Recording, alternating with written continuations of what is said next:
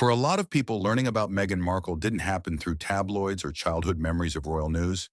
It happened in real time, through interviews, podcasts, documentaries, and carefully curated public appearances. Every detail about her life, her values, her struggles, and her rise was something she chose to share. And for a long time, that control worked perfectly. But celebrity history shows us something important. No matter how carefully a public image is built, it only stays and holds up as long as no one with a massive platform decides to ask uncomfortable questions. And that's exactly why what's happening right now feels different. This isn't just another celebrity rumor cycle.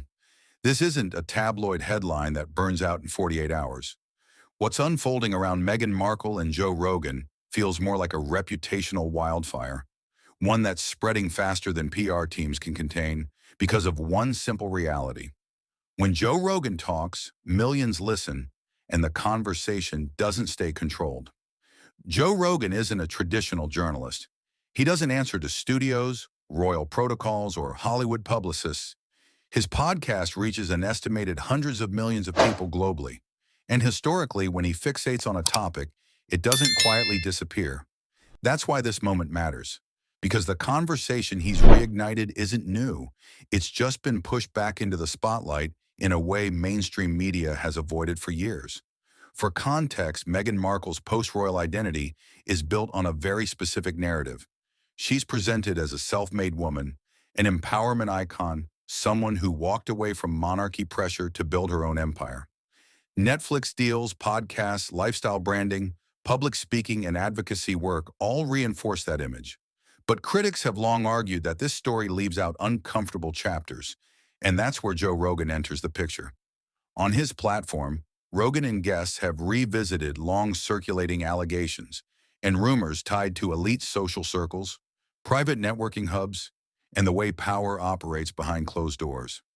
These discussions often reference figures connected to Soho House, exclusive yacht events, and high society networking environments that blur the line between socializing and strategic advancement.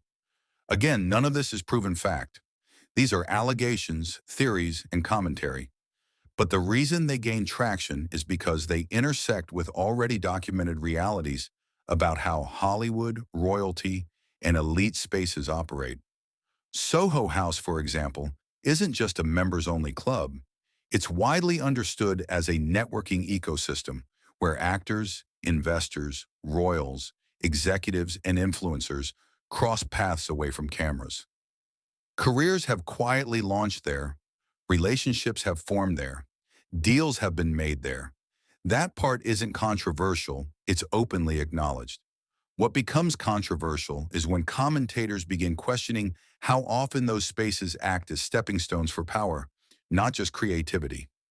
Joe Rogan didn't invent those questions, but by bringing them to one of the largest platforms on earth, he changed who gets to hear them. And timing matters. This renewed scrutiny arrives while Meghan's recent projects have struggled to dominate cultural conversation the way earlier ventures did. Her Netflix series received mixed reactions. Her podcast run ended without confirmation of future seasons.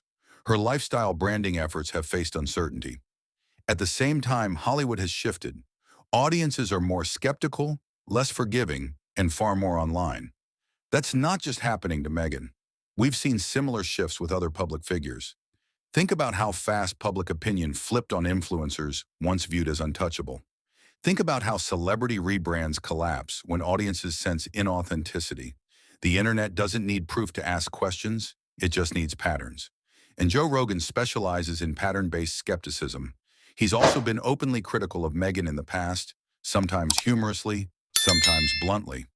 Those older comments are resurfacing now, not because they were accurate, but because people are reevaluating them in light of current discussions. That's how narratives change. Not through one revelation, but through accumulation. Another layer complicating everything is Prince Harry, because if these conversations gain traction, they don't just affect Meghan's image, they reframe Harry's story too.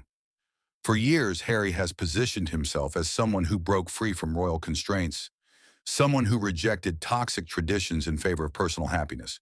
But critics argue that this narrative becomes shakier if doubts about the foundation of his relationship grow. Again, none of this is proven, But public perception doesn't wait for court rulings. It moves on emotion, curiosity, and doubt. And doubt is powerful. What makes this situation especially volatile is that Meghan's usual playbook doesn't work here. Legal threats don't silence Joe Rogan. Carefully worded statements don't shut down decentralized conversations. Ignoring it doesn't stop clips from spreading across TikTok, X, Reddit, and YouTube commentary channels. Every silence gets interpreted, every move gets analyzed. And this isn't happening in isolation. It's happening in a broader cultural moment where audiences are questioning celebrity authenticity across the board. We've seen similar scrutiny hit pop stars, tech founders, influencers, and even political figures. People are tired of narratives that feel too polished. Joe Rogan understands that mood. That's why his questions resonate, even when they're speculative. What's dangerous isn't what he claims, it's what he implies. He presents connections, timelines, and coincidences, then lets the audience draw conclusions themselves. And psychologically, that's far more persuasive than telling people what to think. So where does this go? Historically, celebrities survive rumors all the time. They survive scandals, tabloid cycles, and online outrage. But what's harder to survive is a slow erosion of credibility, where audiences start questioning not one action, but the entire story. If that erosion continues, the Sussex brand doesn't just face bad press, it faces relevance issues.